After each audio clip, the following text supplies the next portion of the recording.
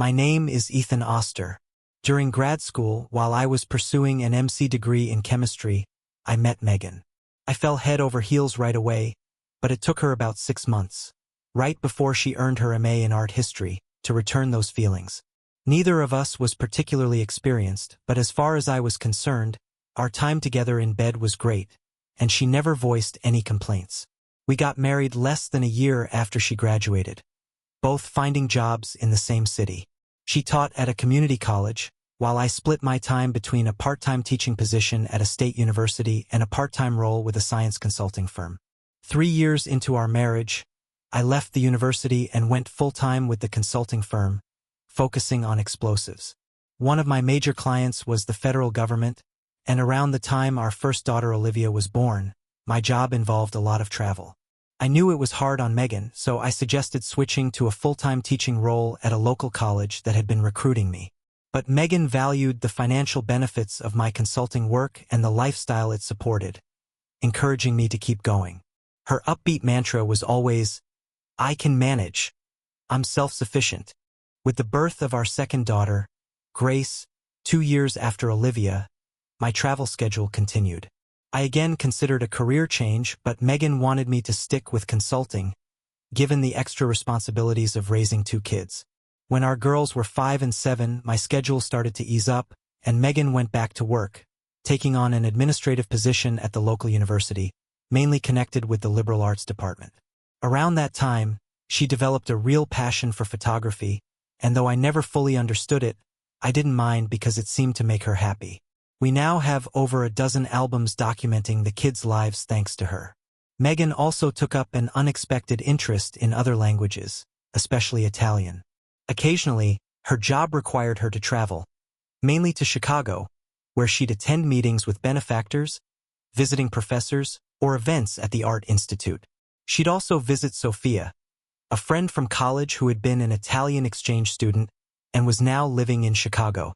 When our daughters were 8 and 10, a rise in global terrorism made my skills even more in demand by the federal government. I was recruited for a full-time, 2-year position with frequent travel. Before committing, I talked it over thoroughly with Megan, as it would mean even more travel for that period, sometimes with absences lasting over a month. Megan encouraged me to go for it, saying she and the girls would miss me but that they'd manage. Sadly, this government assignment led to me missing 2 consecutive Christmases, when Grace was 9 and 10 and Olivia 11 and 12, which was difficult. During that time, Megan took the girls to Chicago to visit Sophia. I kept in daily phone contact with them during their week there, and they seemed content. Sophia's relatives, including kids close to our daughter's ages, were also around. Shortly before Thanksgiving, after over 2 years of anti-terrorism consulting, I returned to full-time consulting with much less travel. Megan still traveled occasionally, typically once a month for 2 or 3 days, mostly to Chicago. I happily took over all the parental duties with Grace and Olivia while she was away, although sometimes the girls went with her. Like most daughters, they seemed to grow closer to their mom, and although I had a solid relationship with them, they rarely confided in me or sought my advice on personal matters like they did with Megan. This didn't bother me much, except for one thing. They rarely shared much about their trips with her to Chicago. While they weren't withdrawn, they wouldn't volunteer details and often playfully changed the subject when asked. Then, just before Grace went off to an out-of-state college and Olivia was in her junior year at another college out of state, Megan seemed to go through a dark period. I found her crying more than once, and when I asked what was wrong, she chalked it up to becoming an empty nester. She suggested a last-minute shopping trip to Chicago with the girls, which apparently required several lengthy calls with Sophia, all in Italian. Since I didn't understand the language, I took Megan's explanation at face value, though her emotions seemed uncharacteristically heightened leading up to their trip. Megan extended her stay by an additional 3 days and returned in better spirits, though still not completely herself. Oddly enough, they brought back very few items from their shopping trip, explaining that several purchases would be shipped directly, including some to the girls' college addresses. I did notice a positive shift in our bed life, which had always been fine except during my extended absences, where I remained faithful to Megan. The improvement coincided with Grace heading off to college, and I attributed this change to us getting closer as empty nesters, relishing the deeper connection. Then, the defining moment of my story took place. One Thursday around noon, I decided to take an unplanned break from work without mentioning it to Megan, who was at her job as usual. I'd intended to play a quick 9 holes of golf, but rain thwarted those plans. Instead, since our anniversary was coming up, I decided to surprise her with a party and met with an event planner. Around 3 p.m., a delivery man arrived with a large wooden crate labeled Fragile. He used a dolly to get it up the 4 front stairs, and we positioned it in the living room with the "This Side Up" label clearly displayed. The crate was addressed to Megan, and after signing for it, we set it down carefully. The crate's delivery struck me as unusual, and I couldn't quite figure out what might be inside. I noted the return address, Marino Photography Studios, based in Chicago's Center City, and decided to call Megan at work to let her know about it. After a moment of silence, she told me it was work-related and meant to go to her office. She added that she'd planned to have someone help transport it there the following day. Her explanation made sense on the surface, but 3 things left me feeling uneasy. First, the unusually long silence on the phone, which was odd for the usually talkative Megan. Second, her firm tone when instructing me not to open it, mixed with a tense edge in her voice. And third, her overall uptight attitude. My curiosity piqued. I took photos of the crate and entered the return address into my laptop. When Megan got home, she immediately inspected the crate, looking almost suspicious of any tampering. I asked her about its contents, but she grew vague and somewhat defensive. Sensing something wasn't right, I offered to help her open it, not only to lend a hand but to gauge her reaction. Yet, she insisted on taking it to work first to check for damage and file a possible insurance claim. The next morning, before I headed to work, 2 maintenance staff from her college arrived to carefully load the crate into a school van under Megan's watchful eye. When I expressed enthusiasm about the possibility of a school exhibition, I was actually testing her reaction. She avoided eye contact and replied hesitantly, mentioning she wasn't sure about the exhibition idea but would let me know if it happened. Megan stammered twice in less than 14 hours when discussing the crate, which was out of character for her typically composed self, only amplifying my curiosity. If this wasn't enough to raise suspicion, I didn't know what would be. Another detail that unsettled me was Megan's silence on the crate in the following 2 weeks. With its mystery still nagging at me, I started looking up everything publicly available on Marino Photography Studios. I discovered that this place served as the U.S. front for the well-known photographer Luca Marino, a name I may have heard in passing. Oddly enough, Megan, who was always discussing artists or photographers as part of her photography interest and university work, had never once mentioned him. Luca Marino had a distinct photographic style, blending realism with various effects. He was highly skilled in traditional techniques like bokeh, blur, panning, the rule of thirds, and long exposures, often using multiple effects in one image. What made his work even more unique was a technique named after him, Marino Abilità Artistica, or Marino's artistry. Hard to describe in words, but my best attempt would be that some features are hyperrealistic while others nearby look softened, with subtle color or shading shifts within the same subject. This doesn't fully capture its uniqueness, but it's close. While much about Luca Marino's work was artistically impressive, 2 astonishing details stood out. First, his studio's administrator was his niece, Sofia Marino Torres, the very Sofia I knew as Megan's college friend and who I'd met only once, though not in Chicago, and by her married name, Sofia Torres. And second, Luca Marino had died in a car accident on September 1st of the previous year, with a memorial service in Chicago before his body was returned to Italy. The service had taken place on September 6th, just as Megan became deeply emotional around September 2nd, supposedly from empty nester feelings. Then she and the girls planned their trip to Chicago, leaving on September 5th and returning on the 8th. I may not be a rocket scientist, but with a master's degree in chemistry from a top school, I could connect the dots. The only plausible explanation, despite the crushing realization, was that Megan had been involved in a deep affair with Luca Marino for at least a decade, with my daughters fully aware of it. Then, another detail surfaced. a Chicago exhibition of Luca Marino's most famous works, including private collections and never-before-seen pieces, was set for April 16th and 18th, 3 weeks from my discovery. I had no doubt Megan would have a business trip to Chicago around that time, despite it being my birthday on the 18th. The exhibit would almost certainly feature the photos from the crate delivered to our house 2 weeks prior. I have never felt more determined in my life to put a plan in motion to confront my unfaithful wife and disloyal daughters. Consumed with anger but needing to keep it in check, I arranged a business trip for the night I pieced everything together and for the following 2 nights. I left a heartfelt message on Megan's work phone, apologizing profusely and promising, "I'll make it up to you," before packing for a 3-night stay at a nearby hotel. Part 1 of my plan was to prepare divorce papers to serve her with once I had the proof. Part 2 involved finding someone to visit and discreetly film the exhibit's opening day on April 16th, which was invite only. Part 3 focused on getting my affairs in order to protect as much of my assets as possible. My feelings toward Megan were detached, and I was near feeling the same about Grace and Olivia. Finally, Part 4 was all about revenge, even after the divorce was finalized. Part 1 was straightforward enough. I got a referral for a reputable divorce attorney, Karen Black, who advised me on all necessary steps. Although she recommended filing under irreconcilable differences, she was willing to pursue grounds of long-term infidelity. Karen informed me that all she needed was a bit of proof to file the papers, which I expected to have ready for her by the morning of the 17th. She could arrange for Megan to be served by a law enforcement officer other than the county sheriff, along with a private process server to record any relevant events on the final night of the exhibit on the 18th.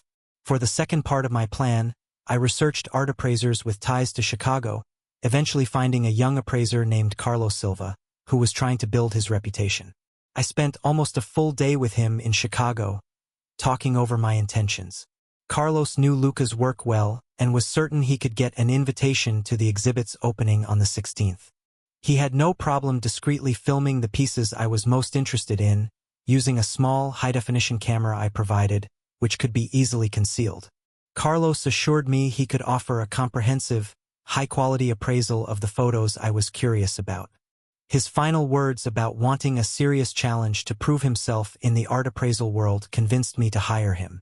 For parts of phases 3 and 4, I cashed 2 bearer bonds from our safe deposit box, totaling about $25,000. Money Megan either didn't know about or had long forgotten. For another step in Part 3, I provided my attorney with a full list of our assets, including an appraisal of our home. I documented all of Megan's jewelry and the contents of our safe deposit box, excluding the bearer bonds, and handed Karen updated records of our bank statements, credit cards, outstanding purchases, retirement accounts, and brokerage statements. As a minor but symbolic part of Phase 4, I snuck back into the house on the last day of my absence. While Megan was at work, I went through our dozen or so photo albums and used a marker to erase my face from each photograph. Surprisingly, I only appeared in about 15% of them. I also found 2 photos I hadn't seen before, or would have dismissed if I had. These included Megan, Sophia, Grace, Olivia, and unmistakably Luca. I made high-quality scans and copies of these photos, then marked them up with black ink, drawing arrows to Luca and labeling him as the love of Megan's life. 2 days after my business trip, Megan told me she needed to be in Chicago from the morning of the 15th to the afternoon of the 19th. When I expressed disappointment at missing my birthday together, I suggested going along, but she smoothly brushed it off, calling it strictly business. She promised to take me to a resort the following weekend, claiming she'd make it up to me like never before. After this, she leaned in with a kiss, and honestly, I saw her as nothing more than a cheap woman at that moment, so I just went along with it. She gagged a little but put on a smile, assuring me, "This is just a sample of what's to come, darling." There was a risky element to all parts of phases 1, 3, and 4, but after getting familiar with and hiring Carlos, I felt confident about the rest of the plan. The biggest risk involved speaking with Grace. I decided I needed a face-to-face with her, so after dropping Megan off at the airport on the 15th, I drove the 180 miles from Columbus to Pittsburgh, where Grace was studying chemical engineering at Carnegie Mellon. Why Grace and not Olivia? Well, although both girls took after Megan more than me, Grace was far closer to me in temperament, especially in how her mind worked. Unlike Megan or Olivia, she could understand the kind of analytical thinking needed in fields like chemical engineering, which was more in line with my background in chemistry. Grace also had a harder time lying than either Olivia or Megan. Even if she hadn't confided in me about Megan's affair with Luca, I had a feeling she valued family more deeply than Olivia did. I called Grace's cell when I was halfway there, and she seemed genuinely excited to meet up. I offered to take her out for a late lunch, and we ended up at a quiet restaurant a mile from campus, getting a secluded booth. After we ate, I told her I had something very serious to discuss. Grace looked puzzled, so I asked her to promise not to tell anyone about our conversation. Not her mom, not Olivia, until the day after my birthday. I even raised my hand to show I was serious, and she, in turn, raised hers, saying, "Wow, this sounds intense." "Okay, Dad, I swear." Then I revealed, "I've discovered your mother's involvement with Luca Marino, and I'm considering filing for a divorce." Her reaction was immediate. "Oh no, Daddy," she gasped, covering her mouth, eyes filling with tears. I pressed on. "There's a chance, though, a small hope. I need you to tell me everything you know about it, and I also need you to agree to a DNA test." "What?" she nearly yelled, visibly distressed. Realizing the restaurant wasn't the place to continue, I suggested we meet outside, and I took care of the bill, paying in cash with a modest tip. I found Grace waiting on the sidewalk, still tearful, and once we were in the car, I told her how important it was that she opened up completely. After a few moments of crying, where she struggled to find the words, she began to share. She said she hadn't fully understood that Uncle Luca, as Megan had instructed them to call him, was romantically involved with her mother until she was around 12. Apparently, Luca's displays of affection toward Megan were evident, particularly when they visited Chicago, especially around Christmas. Grace had pieced it together through comments Olivia made, as Olivia had known about it earlier. Grace, at the time, was too young and innocent to fully understand. When she finally confronted Mom, Megan explained it as something that adults went through. She told Grace that she was in love with two men and assured her that one day, she would understand. Mom emphasized that this was a secret that had to stay between them, as revealing it could tear the family apart. She even described me as too insensitive to grasp such complexities. Grace was bound to secrecy and carried the burden alone. She broke down once more before managing to continue her story. She admitted that she'd hoped Luca's funeral would mark the end of the affair, and that I would never have to know. But when Megan caused a scene at his casket, Grace confronted her again, warning that if she got involved with anyone else, she would expose everything to me. Megan rebuked her, shocked that Grace would think of her as some kind of tramp. She declared that she had loved both Luca and me, vowing that there would be no one else and insisting she only wanted to honor Luca's memory. Grace took her at her word, hoping I'd never discover the truth and trusting that her mother wouldn't pursue another relationship. I gently prodded for more details, stopping when I sensed it was becoming counterproductive. Grace was in anguish, just as I expected, as I prepared to reveal the second reason for my visit. I told her I hoped to reconcile with her mother based on what she'd shared, but that I needed one more thing to clear up my doubts. I asked if she would agree to a DNA test so we could confirm if I was her biological father. Grace sobbed, objecting, and insisted that I was her only father. I reassured her, "I know I'm your dad, but I need to be certain if I'm also your biological father." After a few more protests, she reluctantly agreed. I handed her an envelope addressed to the lab, containing both our swabs, and we sealed it together. The instructions were to send the results to both her and me. As I drove her back to campus, she watched as I dropped the envelope in an express mailbox. When we hugged goodbye, she pleaded with me to forgive Megan and try to make things work. I explained that I couldn't make any promises right now, saying, "I don't lie like she does." I added that Grace had done her part to improve the odds of reconciliation.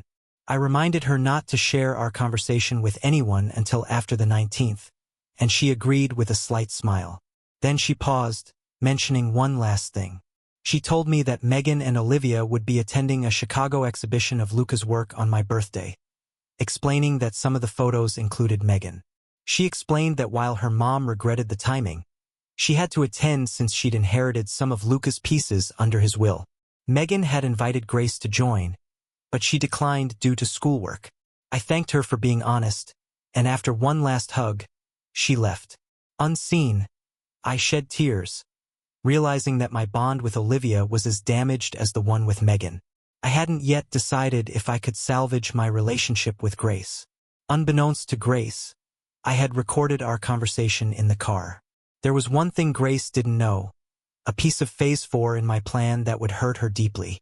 The swab I included in the envelope, which was supposed to be mine, actually belonged to an Italian janitor at my office building, a man I'd been friendly with over the years. I'd promised to help him determine his ancestry as a sort of birthday gift and didn't even have to explain why I'd asked him for 3 swabs instead of 1. The result I received from his ancestry test confirmed that he was over 80% Italian, with a few contributions from Eastern and Western Europe, which pleased him. Why use Italian DNA in place of mine? Because I wanted everyone to feel the same hurt I was feeling. The reason I used Italian DNA was because DNA testing can sometimes detect both the ancestry and specific heritage of the contributors. And with Luca being Italian, I intended for everyone to conclude that he was Grace's biological father. And if it worked out, Olivia's as well. I hoped Grace wouldn't say anything. I spoke with her on the 16th and 18th, and she assured me she hadn't. Not hearing anything from Megan confirmed that was likely true. Late on the night of the 16th, Carlos Silva emailed photos from the Marino exhibit to me. They hurt me even more deeply than I had anticipated, leaving me shaking as I viewed them. The exhibit included a series of 10 photos, increasing in size from the first to the last, all showcasing Luca's signature style, with the final 2 featuring his distinctive Marino Abilità Artistica effects. The series was titled Natale Amore. What hit me hardest were the first 2 photos, where Megan was unmistakably the central figure. In the background of one image, blurred but recognizable, were 2 girls who could only be Olivia and Grace at about ages 9 and 11. They were identifiable by their hair, their clothes, Christmas gifts from my mother, and their relative sizes. In the second photo, Megan's expression was one I could only describe as inviting. The following 3 images showed Megan in progressively less clothing until the final shot, where she was fully exposed. The last few photos were increasingly provocative, culminating in an unmistakably suggestive image, and the last one implied post-intimacy bliss. After the initial shock, I vomited, then drank some ginger ale to settle my stomach. I finally looked at the photos again, torn apart by what I saw. If those photos hadn't broken my heart, I might have admitted that the last 2 were some of the finest of their kind I'd ever seen. I went through the rest of Carlos Silva's report, which read, "Sorry, I know this is going to be rough on you. The collection is worth at least $300,000, but more likely close to $500,000. The second-to-last photo alone could bring in $125,000 to $175,000 if sold individually. In fact, the last 2 photos are widely regarded as the best examples of the Marino Abilità Artistica technique, an opinion not only shared by me but by at least 4 other art appraisers and critics I overheard. Carlos mentioned that when he'd asked Sofia if any of the pieces were for sale, she'd put him in touch with the owner according to Luca's will, Megan. She apparently told him they weren't for sale at this time, and that the 4 pictures in which she was fully exposed wouldn't be sold until after she'd passed away. I wouldn't want the general public, especially my husband, seeing me that way while I'm alive, she'd said, laughing as she mentioned me specifically. After that, I emailed Grace's recorded conversation, along with Carlos's images and report, to my attorney, Karen Black. She called me at 7:30 a.m. on the 17th, confirming that the evidence fully justified my petition for divorce on grounds of infidelity. I told her a law enforcement officer would serve Megan the next evening at the exhibit's gala. I also mentioned that there was one more item to add to the delivery and that I would bring it to her for inclusion with the divorce papers. I handed Karen an envelope addressed to Olivia. Inside was a letter from me, a swab from the Italian janitor's cheek, a fresh swab for Olivia, and an express mail envelope addressed to the DNA lab with full instructions. My letter to Olivia outlined the simple condition. If she wanted any chance at a relationship with me, she'd need to swab her cheek, seal it in the express mail envelope, and send it in. I noted that even if she didn't care to have a future relationship, she still needed to comply. If she didn't, I assured her that I'd ensure our finances were tied up for years, leaving her unable to fund her tuition, room, board, or expenses for the rest of her junior and senior years at her expensive private college. I made it clear that even if she resented me, it was in her best interest to do as I asked. Grace, I added, had already complied. I signed it simply, "Your father, Ethan Oster." I took satisfaction knowing I wouldn't be there when the fallout hit in Chicago, on my birthday no less. The process server reported to Karen that, around 9 p.m. on the 18th, Megan and Olivia were mingling with guests, smiling for the cameras. They looked puzzled when the law enforcement officer handed them the envelopes, with the process server snapping photos.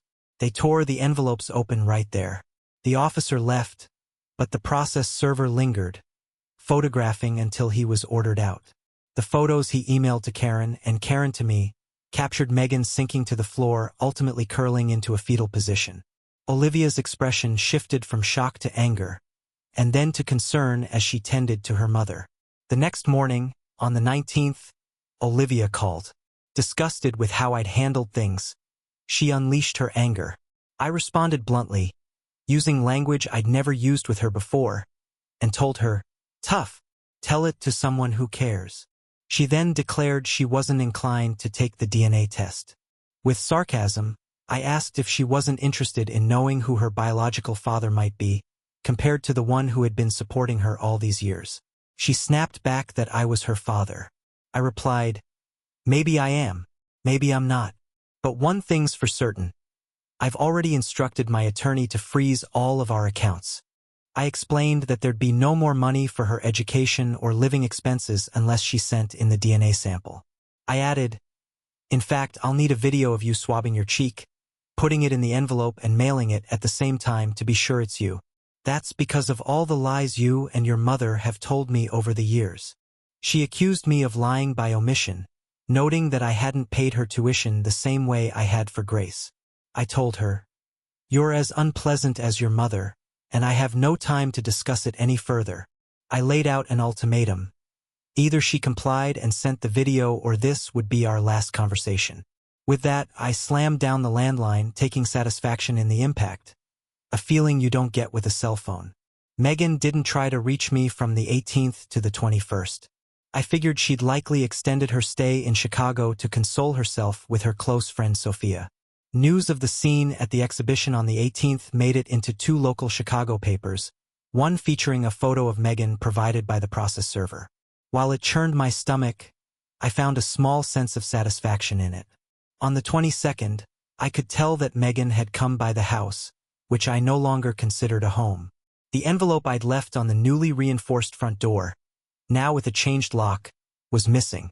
Later, my attorney left a message on my cell phone, saying we needed to discuss some developments. The envelope was addressed to Vile Ducking Slot, a label I was fairly certain Megan would recognize.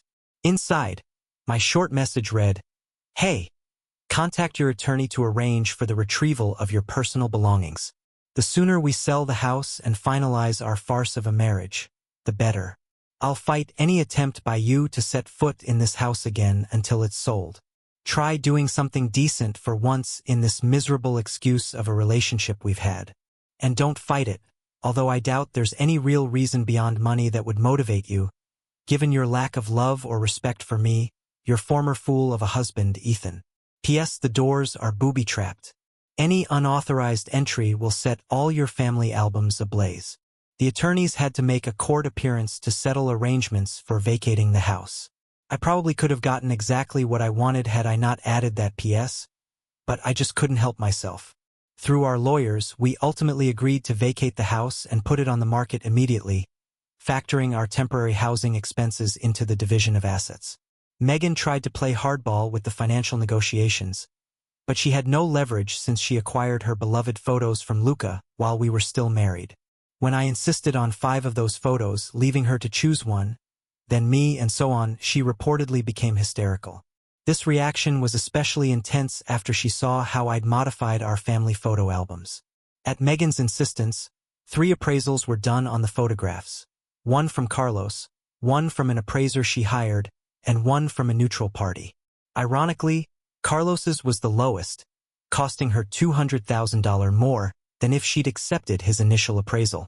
She even offered me 2 of her chosen photos as a compromise, but she withdrew that offer when my attorney told her I'd accept if she delivered them to the local firing range and watched what I did to them.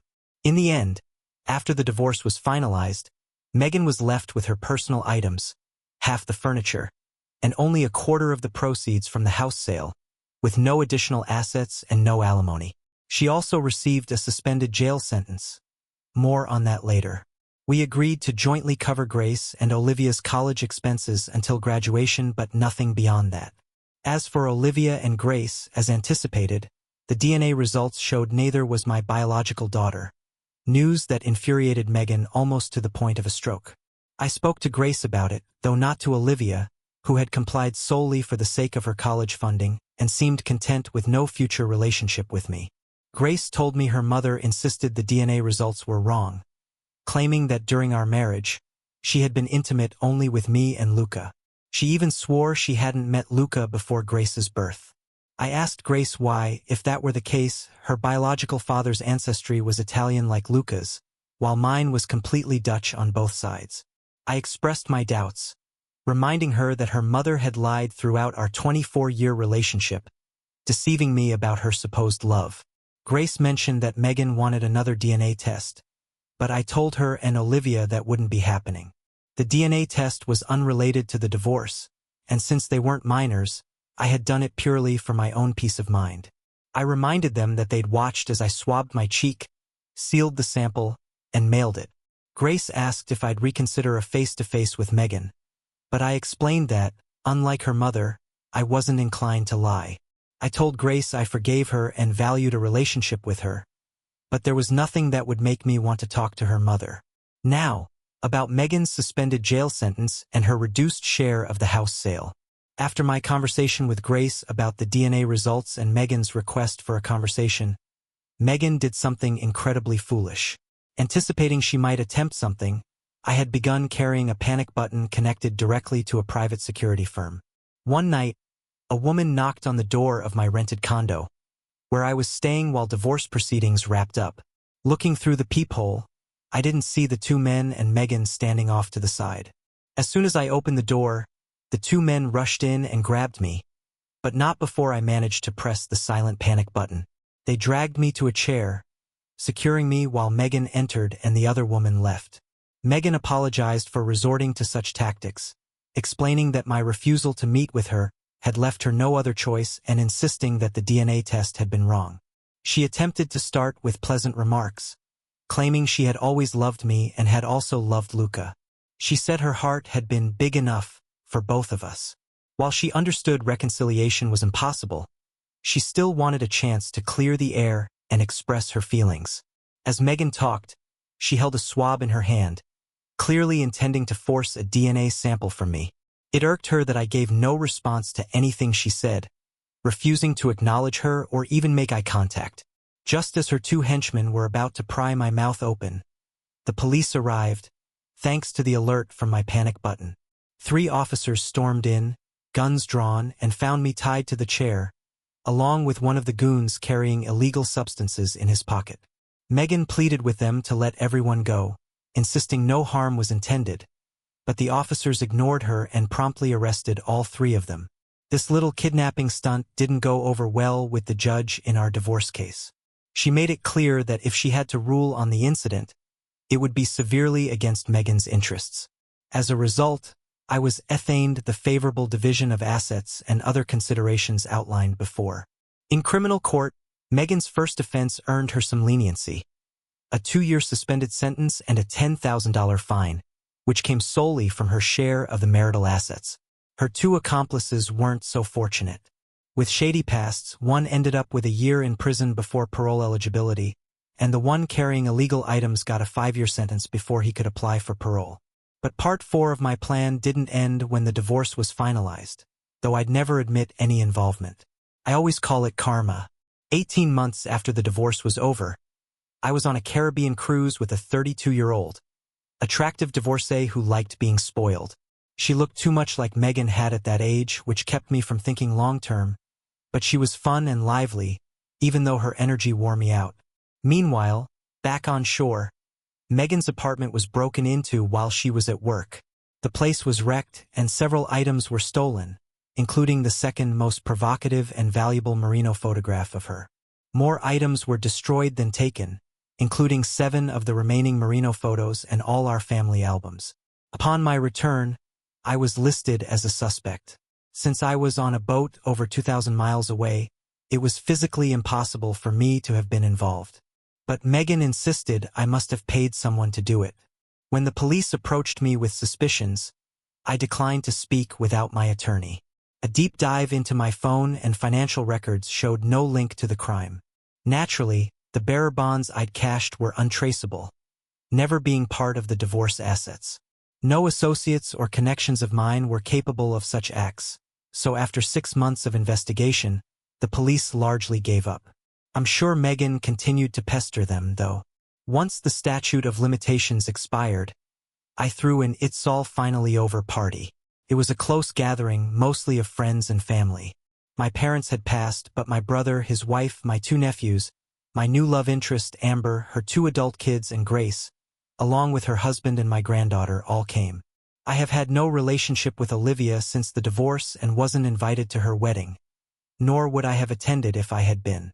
I later learned from Grace that Olivia's husband had caught her cheating, and she was now in the early stages of her own divorce. Megan gave Grace an ultimatum to either cut ties with me or with her. To everyone's surprise, Grace chose me, finally recognizing Megan as the pathological liar I'd long claimed her to be. More significantly, Grace saw the toxic behavior in Megan's flaunting of her affair with Luca, forcing her daughters to lie to protect her deceit. Grace wanted no part of that around her children. In the last 5 years, only one issue has ever created tension between Grace and me. I eventually told her the truth about the DNA swap.